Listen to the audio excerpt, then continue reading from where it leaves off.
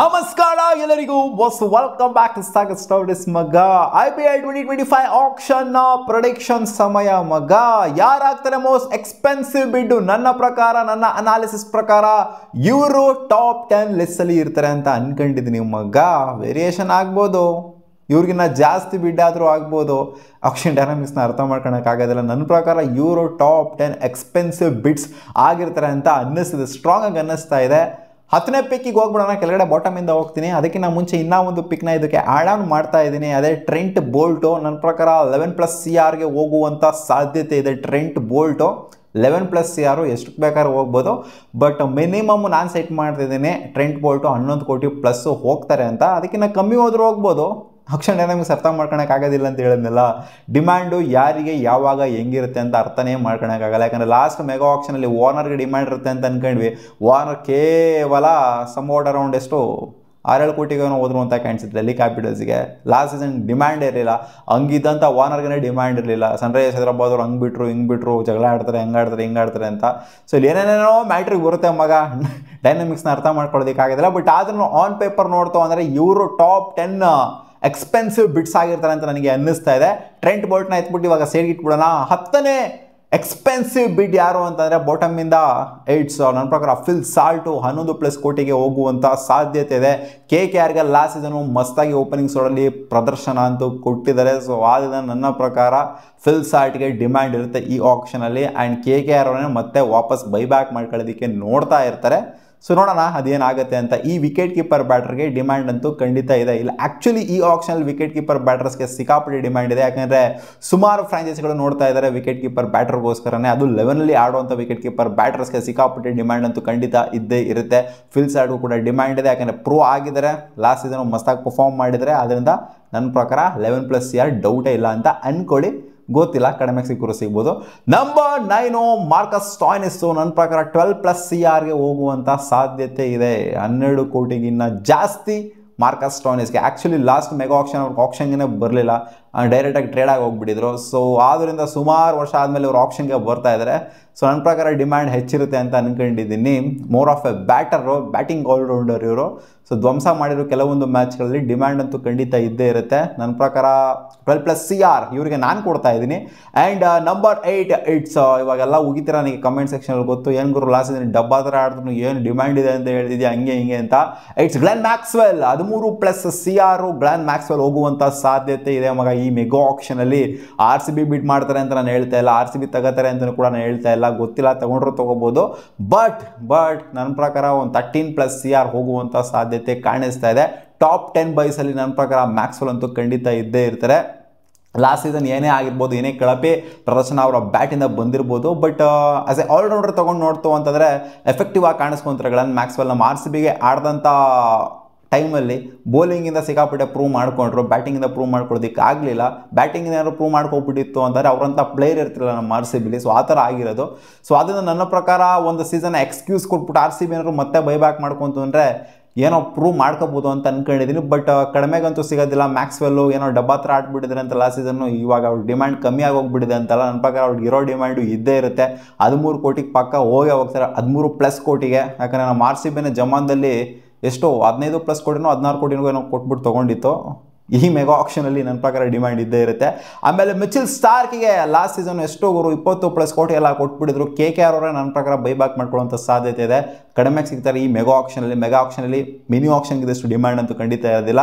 ನನ್ನ ಪ್ರಕಾರ ಒಂದು 13+ crores 14 crores ಹತ್ರ ಹೋಗ್ಬೋದು. ಗ್ಲೆನ್ ಮ್ಯಾಕ್ಸ್ವೆಲ್ ಮತ್ತು ಮಿಚೆಲ್ ಸ್ಟಾರ್ಕ್ ಒಂದೇ ಅಮೌಂಟ್ಗೆ ಹೋಗುವಂಥ ಸಾಧ್ಯತೆ ಇದೆ ಅಂತ ಅಂದ್ಕೊಂಡಿದ್ದೀನಿ. ಸೊ ನಂಬರ್ 7 ಟಾಪ್ 7ಅಲ್ಲಿ ಬರ್ತಾರೆ ಮಿಚೆಲ್ ಸ್ಟಾರ್ಕ್. ನಂಬರ್ 6ಅಲ್ಲಿ ಬರ್ತಾರೆ ಖಗೀಸೋ ರಬಾಡ.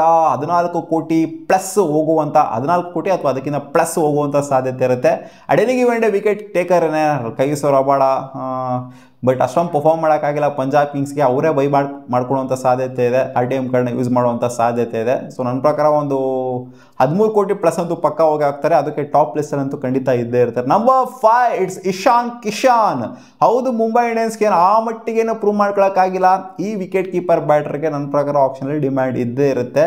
ನನ್ನ ಪ್ರಕಾರ 15 ಕೋಟಿ ಪ್ಲಸ್ ಹೋಗ್ತಾರೆ ಅಂತ ಸ್ಟ್ರಾಂಗಾಗಿ ಅನ್ನಿಸ್ತಿದೆ ಇಶಾನ್ ಕಿಶಾನು. ಗೊತ್ತಿಲ್ಲ, ಅದೇನೋ ಒಂದು ಗಟ್ ಫೀಲಿಂಗ್ ಹೇಳ್ತಾ ಇದೆ ಮಗ ನನಗೆ ಇಶಾನ್ ಕಿಶನ್ ಜಾಸ್ತಿ ಹೋಗ್ತಾರೆ ಅಂತ. ಯಾಕಂದರೆ ಇವರು ಆಪ್ಷನ್ಗೆ ಬಂದಾಗೆಲ್ಲ ಮಸ್ತಾಗಿನೇ ಪರ್ಫಾರ್ಮ್ ಮಾಡಿದ್ದಾರೆ. ಸೊ ಆದ್ದರಿಂದ ಇಶಾನ್ ಕಿಶನ್ ಹೋಪ್ಫುಲಿ 15 ಕೋಟಿ ಪ್ಲಸ್ ಅಂತ ನಾನು ಅಂದ್ಕೊಂಡಿದ್ದೀನಿ. ನಂಬರ್ 4 ನನ್ನ ಪ್ರಕಾರ ಹರ್ಷದೀಪ್ ಸಿಂಗು ಮಗ 15 ಕೋಟಿ ಬರೆದಿಟ್ಕೊಬಿಡಿ ಅಂತ ಪಕ್ಕಾ ಶೋರಾಗಿ ಹೇಳೋಕ್ಕಾಗೋದಿಲ್ಲ. ಬಟ್ ಆದರೂ 14 ಕೋಟಿ ಪ್ಲಸ್ಸು 15 ಕೋಟಿ ರೇಂಜಿಗೆ ಹರ್ಷದೀಪ್ ಸಿಂಗ್ ಹೋಗುವಂಥ ಸಾಧ್ಯತೆ ಇರುತ್ತೆ. ಯಾಕಂದರೆ ಡಿಮ್ಯಾಂಡ್ ಕ್ರಿಯೇಟ್ ಮಾಡಿದ್ದಾರೆ. ಈ ಕಡೆ RCBನೂ ಟಾರ್ಗೆಟ್ ಮಾಡಿದೆ ಅಂತೆಲ್ಲ ರಿಪೋರ್ಟ್ಸ್ ಬಂದಿದೆ. ಆ ಕಡೆ ಪಂಜಾಬ್ ಕಿಂಗ್ಸ್ ಹತ್ರ RTM ಕಾರ್ಡ್ ಇದೆ. ಸೊ ಅವರು ಕೂಡ RTM ಕಾರ್ಡ್ನ ಯೂಸ್ ಮಾಡುವಂಥ ಸಾಧ್ಯತೆ ಇದೆ. ಹರ್ಷದೀಪ್ ಸಿಂಗ್ ಮೇಲೆ ಜೊತೆಗೆ ರಬಾಡ ಮೇಲೆ ಇಬ್ಬರ ಮೇಲೂ ಕೂಡ RTM ಕಾರ್ಡ್ ಯೂಸ್ ಮಾಡುವಂಥ ಸಾಧ್ಯತೆ ಇದೆ. ಹರ್ಷದೀಪ್ ಸಿಂಗ್ ನನ್ನ ಪ್ರಕಾರ ಡಿಮ್ಯಾಂಡಲ್ಲಿ ಇದ್ದೇ ಇರ್ತಾರೆ. ಯಾಕಂದರೆ T20 most number of wicket takers ಗುರು. ಇಷ್ಟು ಕಮ್ಮಿ ಸ್ಪ್ಯಾನಲ್ಲಿ ಅಷ್ಟು ನಂಬರ್ ಆಫ್ ವಿಕೆಟ್ಸ್ ಇದ್ದಾರೆ ಅಂತಂದರೆ ಇನ್ಯಾರನ್ನ ತಗೋಬೇಕು ಗುರು ಟೀಮ್ಗಳು. Harshdeep Singh on demand, full on demand ಮಗ. ಆಮೇಲೆ ನಂಬರ್ 3 ಪ್ಲೇಯರ್ ನಂಬರ್ 3 ಇಟ್ಸ್ ಜಾಸ್ ಬಟ್ಲರು. ನನ್ನ ಪ್ರಕಾರ 15+ ಕೋಟಿಗೆ ಹೋಗುವಂಥ ಸಾಧ್ಯತೆ ಕಾಣಿಸ್ತಾ ಇದೆ. ಏನು ಗುರು ಈ ಪಾರ್ಟಿ ಹೇಳ್ತಾ ಇದ್ಯಾ? ನೋಡಿದ್ದೀವಿ ಖಂಡಿತೀವಿ ಜಾಸ್ ಬಟ್ಲರ್ನ ನಾವು. ಏನು ಅಷ್ಟೊಂದೆಲ್ಲ ಹೋಗಲ್ಲ ಅಂತ ಹೇಳ್ಬೋದು. ಜಾಸ್ ಬಟ್ಲರ್ ಇರೋ ಡಿಮ್ಯಾಂಡ್ ನಮಗೆ ಗೊತ್ತಮ್ಮ. ಈ ವಿಕೆಟ್ ಕೀಪರ್ ಬ್ಯಾಟ್ರಿಗೆ ಎಲ್ಲಿ ಬೇಕಾದ್ರೂ ಆಡೋಂಥ ಅಬಿಲಿಟಿ ಇರುವಂಥ ಬ್ಯಾಟ್ರಿಗೆ ಎಲ್ಲರೂ ನೋಡ್ತಾ ಇರ್ತಾರೆ. ಹೆವಿ ಡಿಮ್ಯಾಂಡ್ ಇರುತ್ತೆ. ಗೊತ್ತಿಲ್ಲ, ಮೋಸ್ಟ್ ಎಕ್ಸ್ಪೆನ್ಸಿವ್ ಬಿಡ್ ಆದರೂ ಕೂಡ ಆಶ್ಚರ್ಯ ಪಡೋಂಥದ್ದೆಲ್ಲ ಏನಿಲ್ಲ. ನನ್ನ ಪ್ರಕಾರ ಇವ್ರು 15+ CRಗೆ ಮಿನಿಮಮ್ ಹೋಗಲೇಬೇಕು ಇವ್ರಿಗಿರೋಂಥ ಕ್ವಾಲಿಟಿಗೆ. Number 2 player it is Shreyas Iyer ಅಲ್ಲ, ಇಟ್ಸ್ KL ರಾಹುಲ್.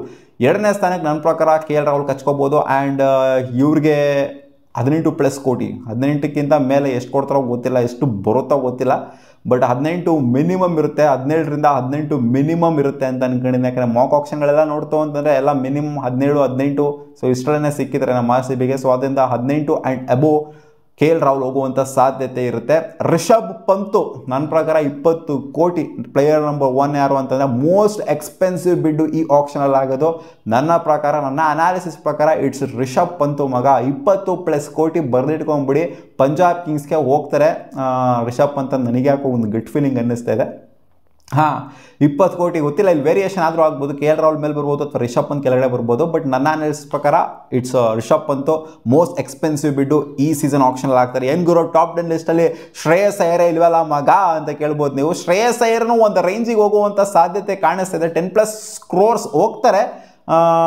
ಇನ್ನೂ ಸುಮಾರು ಜನ ಹೋಗ್ತಾರೆ ಆ್ಯಕ್ಚುಲಿ 10+ ಕ್ರೋರ್ಸ್ ಅಂತ ಅಂತಂದರೆ. ಏನು ಇಲ್ಲ ನಾನು ಹೇಳಿದ್ರೆ ಟಾಪ್ 10 ಪಿಕ್ಸ್ ಅಂತಂದರೆ ಇವ್ರು ಬರೀ ಇಷ್ಟು ಮಾತ್ರ 10+ ಕ್ರೋರ್ಸ್ ಹೋಗ್ತಾರೆ ಅಂತ ಹೇಳಿದಿಲ್ಲ ನಾನು. ಇನ್ನೂ ಸುಮಾರು ಜನ 10+ ಕ್ರೋರ್ಸ್ ಹೋಗುವಂಥ ಪ್ಲೇಯರ್ಸ್ಗಳಿದ್ದಾರೆ. ಬಟ್ ನನಗೆ ಅನ್ನಿಸ್ತಿಲ್ಲ ಶ್ರೇಯಸ್ ಅಯ್ಯರ್ ಒಂಥರ ಟಾಪ್ ಕ್ವಾಲಿಟಿಯಲ್ಲಿ ಇದ್ದಾರೆ ಅಂತ. ಬಟ್ ಡಿಮ್ಯಾಂಡ್ ಇರುತ್ತೆ ಖಂಡಿತ, ಅವ್ರದ್ದು ಒಂದು 10+ ಕ್ರೋರ್ಸ್ ಹಾಕೊಬೋದು. ಬಟ್ ಕೆಲವೊಂದು ಮಾಕ್ ಆಪ್ಷನ್ಗಳಲ್ಲಿ ಅವರು 9 ಕೋಟಿಗೆಲ್ಲ ಸಿಕ್ಕಿದ್ದಾರೆ KKRಗೆ, ಮತ್ತೆ ಅವರೇ ಬೈಬ್ಯಾಕ್ ಮಾಡ್ಕೊಂಡಿದ್ದಾರೆ. ಸೊ ಆದ್ದರಿಂದ ಅವ್ರನ್ನ ಒಂಥರ ಸೀರಿಯಸ್ ಆಗಿ ಹೆವಿಯಾಗಿ ಕನ್ಸಿಡರ್ ಮಾಡೋಕ್ಕಾಗಲ್ಲ. ಒಂಥರ ಮಾರ್ಕಿ ಪ್ಲೇಯರೇ ಆಗಿರ್ಬೋದು.